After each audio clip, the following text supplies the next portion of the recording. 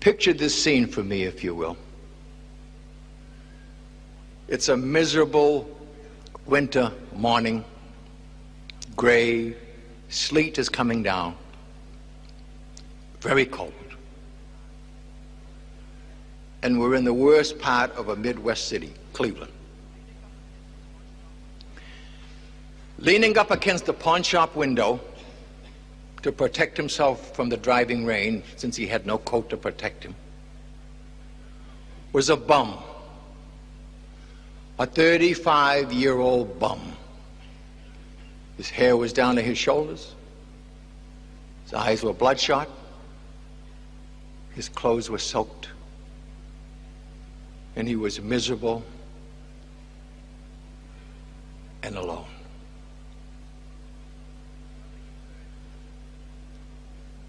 Suddenly he turned and looked into the pawn shop window, and on a shelf was a little handgun. And attached to the handgun was a tag, $29. And he reached into his pocket and he pulled out 3 soggy $10 bills. All he had in the world. And he thought, hey, there's the answer to all my problems. I'll buy that gun. I'll get a couple of bullets. I'll take them back to that miserable room where I'm staying. I'll put the bullets in the gun. I'll put the gun to my head. And I'll pull the trigger.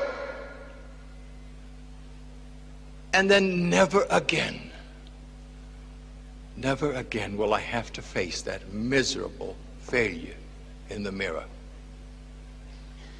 That man was indeed a failure. He had managed in just a few short years to lose everything in the world that was precious to him.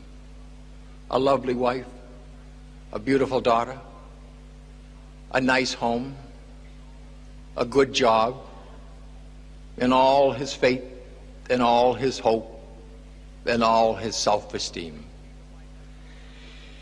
He had tried to play the game of life like so many of us do, without bothering to learn the rules. And now he was ready to pay the price for his ignorance. In the rain, in that cold, gray morning in Cleveland, Ohio, he was ready to throw his life away. That scenario, I'm afraid to say, is repeated hundreds of times every day in the United States and in Australia. When people finally lose all hope in a future that once had so much good things ahead of it. And that doesn't count the thousands who don't take their life, but just give up anyway. They quit. They stop trying. And they lead what Henry David Thoreau once called lives of quiet desperation. They're dead at 30 or 35 or 40, even though we won't get around to burying them until they're 72. Fortunately, that loser in the rain didn't buy that gun. He didn't blow his life away on that morning almost 35 years ago. Because if he had, I wouldn't be with you this afternoon.